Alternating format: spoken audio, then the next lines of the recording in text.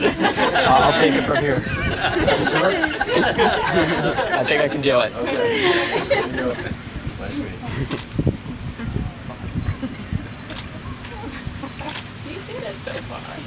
All right. Okay. Please be seated, everybody.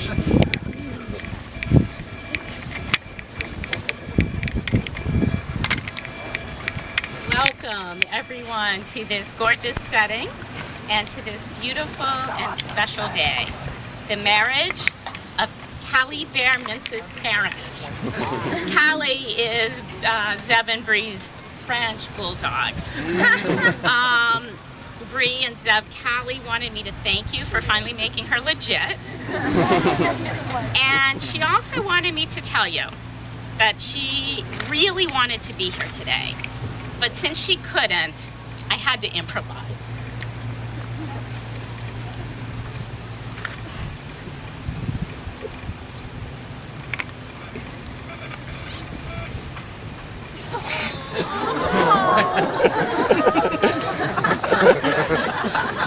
She's a little bit of a princess. She didn't just want to wear bridesmaid dress. She needed a little bow so she could be a little bit more special. So, Cassie, maybe you could hold Callie. Okay, now that Callie's here, we can get started. As Zeb's aunt and his other mom, I was beyond thrilled when Bree and Zeb asked me to officiate their marriage. So let me start by thanking both of you from the bottom of my heart for giving me this amazing gift. I am so honored. While preparing for this day, I spent a lot of time talking with Bree and Zeb about many things. Their history, what's important to them, their hopes for the future. What stood out most to me while we were talking was how much they both valued their independence. Between Bree graduating 2 years prior to Zeb and Bree's very busy travel schedule, these two have had to spend a lot of time away from each other. Yet, it has not hindered them in the least little bit. In fact, their time apart has only served to strengthen them. They are just as comfortable being apart from each other as they are being alone together for days and days at a time. They are perfectly secure with who they are alone and perfectly secure in who they are together. Bree and Zeb push each other forward. They are driven to help each other be the very best that they can be, both as individuals and as a couple. It is the merging of these two values, independence and togetherness, that is the foundation of this relationship.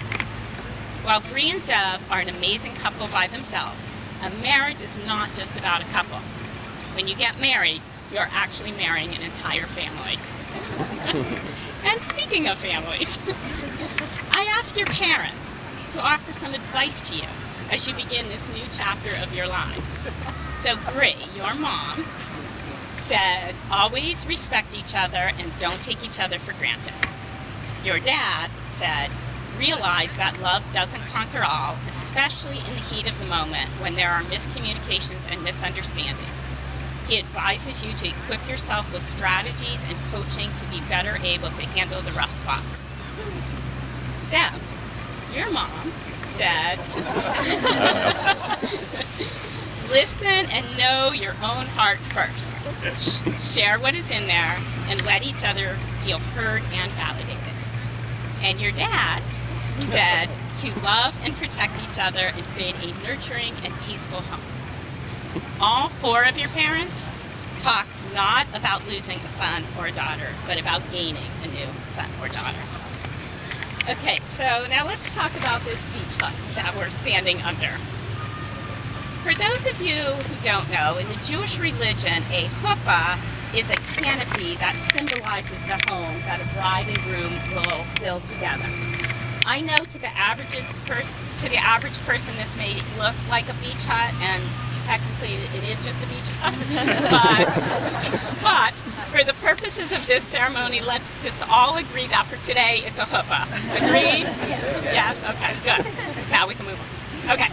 A chuppah is open on all four sides, symbolizing the importance of creating a home that is open and welcoming to friends and family. But while the openness of your home, like a chuppah, should be open to others, it must first and foremost be supported internally by the love and dedication that you two have for one another.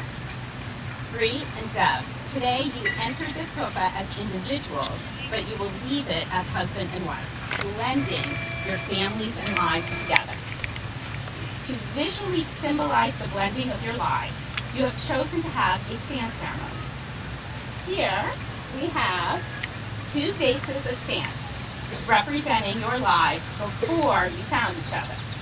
They symbolize your separate lives, separate families, and separate choices. So Bree, you're the white, right? This one represents you, and Zev, blue one, this one represents you.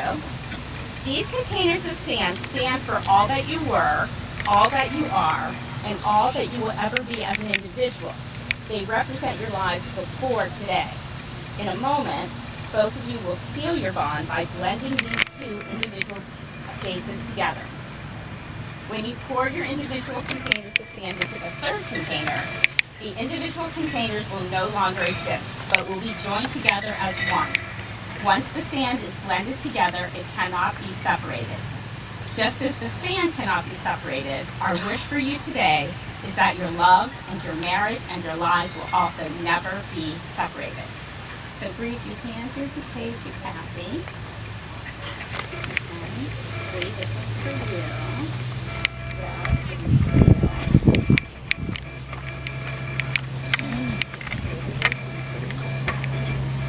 Oh. Don't spill it.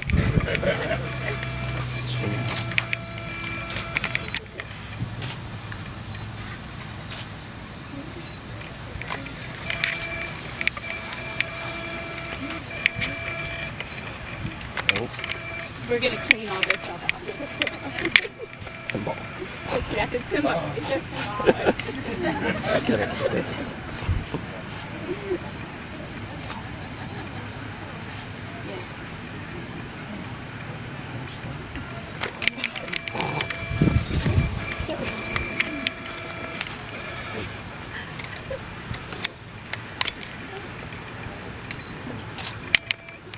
Okay. Perfect. Okay. There it is, everybody, heart shaped. Okay. Like the grains of these sands, may your hearts merge together as one, now and forever. I would like to invite the mother of the bride, Fran Cooley, to share a reading with us that has been very special to her since she was a young girl.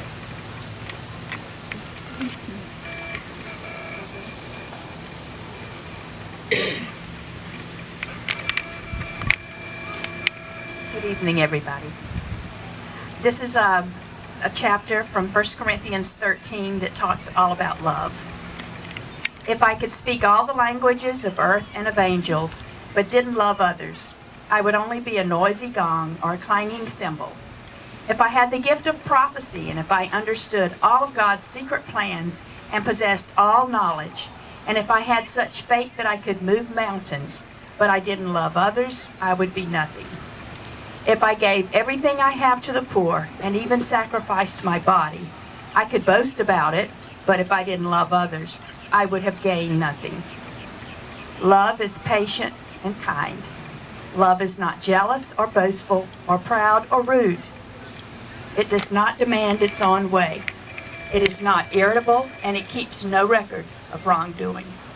It does not rejoice about injustice, but rejoices whenever the truth wins out. Love never gives up, never loses faith, is always hopeful, and endures through every circumstance. Prophecy and speaking in unknown languages and special knowledge will become useless, but love will last forever. Now our knowledge is partial and incomplete, and even the gift of prophecy reveals only part of the whole picture. But when the time of perfection comes, these partial things will become useless. When I was a child, I spoke and thought and reasoned as a child, but when I grew up, I put away childish things. Now we see things imperfectly, like puzzling reflections in a mirror, but then we will see everything with perfect clarity. And that I know now, all that I know now is partial and incomplete, but then I will know everything completely, just as God now knows me completely. 3 things will last forever: faith, hope, and love. And the greatest of these is love.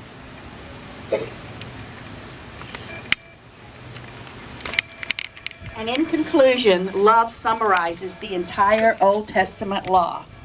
For Paul, the author of this chapter, love is more important than any of the spiritual gifts, the most important virtue.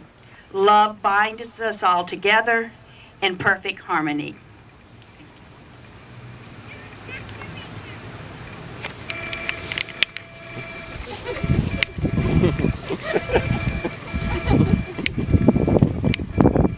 And my son.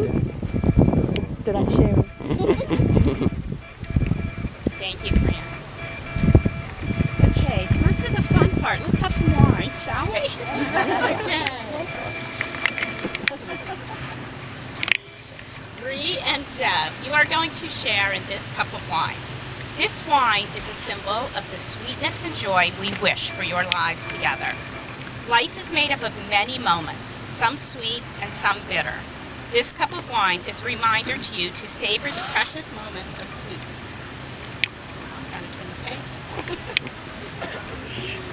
Okay. This cup of wine also is a symbol of sharing. You have already shared a lot of time together, and out of this time has grown the love, which brought you here to this day. As a symbol of your promise to share the rest of your lives together, you will share this cup of wine. Bree and Zeb, as you sip from this cup of wine, know that all of us here share in your joy and the sweetness of your relationship. So it's a sip. Sip. It's a sip. It's a symbol. There's more later. It's a symbol.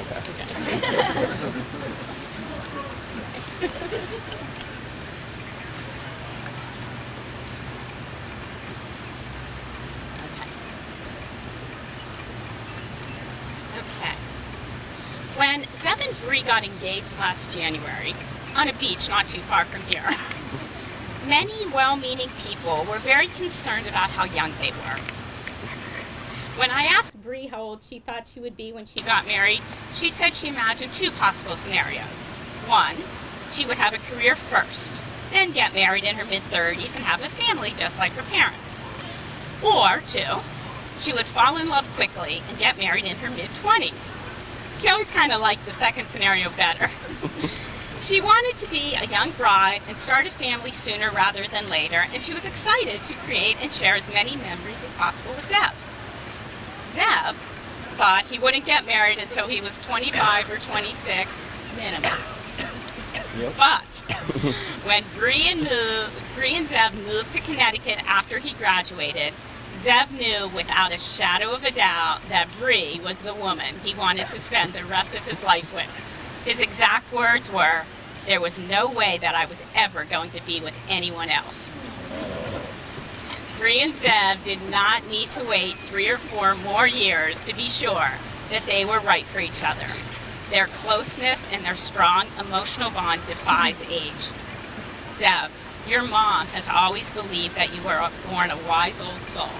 She was not surprised that it did not take you long to find your perfect match.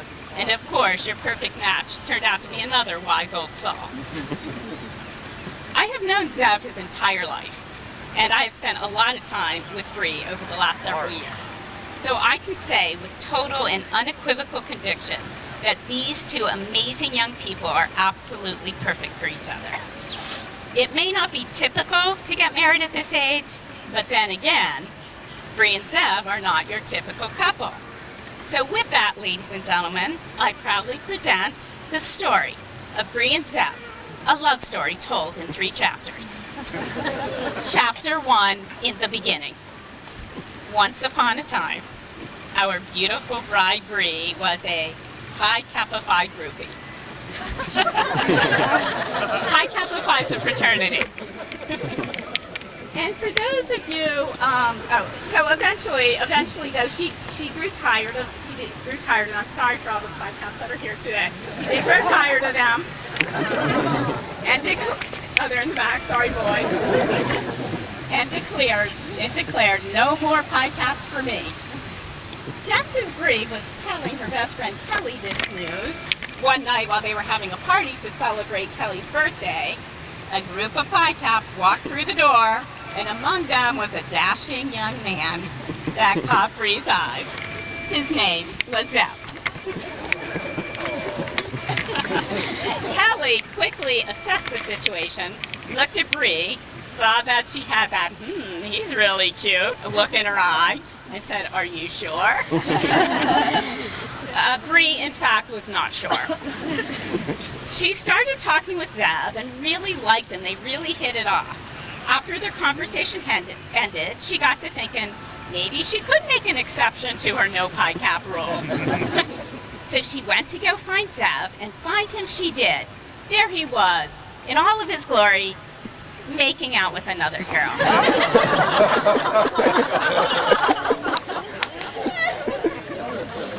It's true. But no worries, Bree, being the wise, practical girl that she is, simply shrugged it off and accepted that they would just be friends. And thus their friendship began. And it turned out to be a really great friendship. They texted and they talked and they hung out and they became very close. A little while later, Bree decided to take Zev to one of her sorority dances just as friends. But something changed as they were dancing. Maybe it was the music. Maybe it was the lights. Maybe it was the 7 buttery nipples that Zev had. Okay, for those of you who are not millennials, a buttery nipple is Zev's favorite drink. It's butterscotch schnapps and Irish cream. Anyway, It's a real drink. it's a real drink. Okay, it doesn't matter. Whatever it was, Zev decided to kiss Bree. And much to all of our astonishment and delight, Bree kissed him back. Chapter 2, Conquering Obstacles. And so, our two protagonists were no longer just friends. Now, all of this magic was happening in the spring of Bree's senior year, 2 months before her graduation. Zev was a sophomore at the time, so one may wonder, how could this possibly work? I mean, Zev still had 2 more years to go, and Bree was graduating, starting an amazing job with IBM and traveling every single week. Well, we can track the success of this union to a very long car ride that started in Ohio and ended in Connecticut. After Bree graduated, she offered to drive back to the Northeast with Zev. They had the big talk in hour number 1, let's just stay, see what happens. They decided they would evaluate at the end of the summer. No such evaluation ever occurred. They didn't need it. They spent every single weekend together that summer, and by all accounts, they were really, really happy. And so, over the next 2 years, Bree and Zev victoriously cleared every single obstacle that stood in their way. Distance, travel, age, school, work. They conquered it all. Chapter 3, Happily Ever After. Bet you can't guess what happens next. Yes, our little Zebby proposes. And you know the rest of the story. After their engagement, I spent a lot of time talking with Bree and Zev. During that time, I asked them dozens and dozens of questions. Let me share a couple of their responses with you. When I asked Zev what qualities he admired most about Bree, his immediate response was, "How many can I name?" Among many other things, he talked about how much he has grown because of her. For example, with Bree, Zev doesn't feel like he has to get the last word in. And for those of you who know Zev, that is a very big deal. He credits her for changing his attitude about spending money and about buying clothes. Zev said, "According to my DNA, I'm supposed to be neurotic.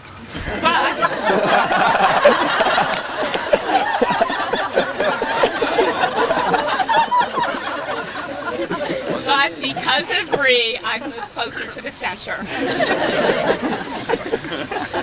He admires how ambitious she is and how hard she works. Zev says Bree is the perfect complement for my personality.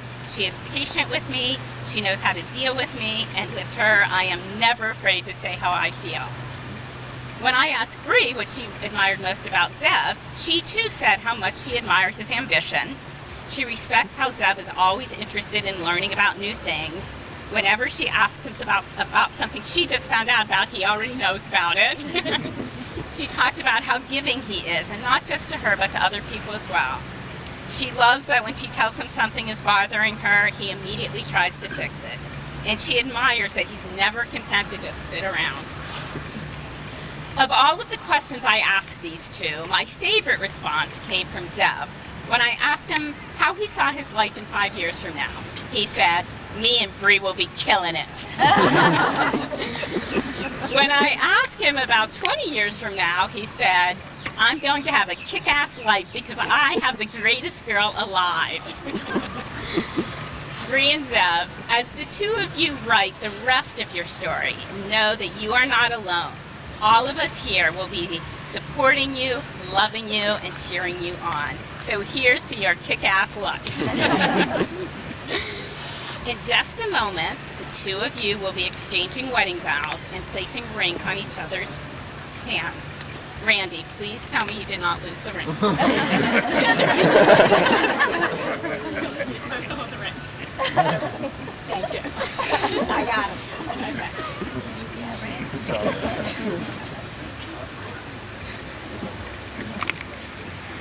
Okay. Ready? Ready? Here we go. Hold a hand. Okay. All right. Zev, Isaac, Nitz.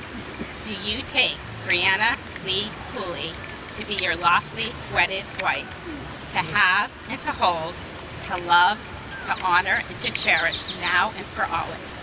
I do. Face this way. Okay. Okay. Ready? Repeat after me. With this ring, With this ring, I join my life with yours. I join my life with yours.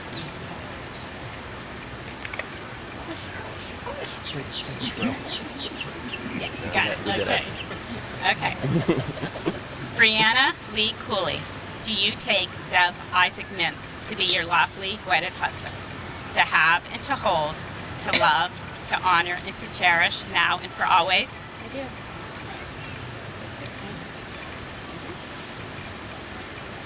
Repeat after me. With this ring, With this ring, I join my life with yours. I join my life with Bree and Zev, you have spoken the words and performed the rites that unite your lives. You have sealed your relationship by reciting your wedding vows. You have given and received rings, pledging your commitment to each other and to sharing the rest of your lives together. So now, by the power of your love and the commitment that you have made, it is with the greatest pleasure that I now pronounce you husband and wife. Zev, you may kiss the bride.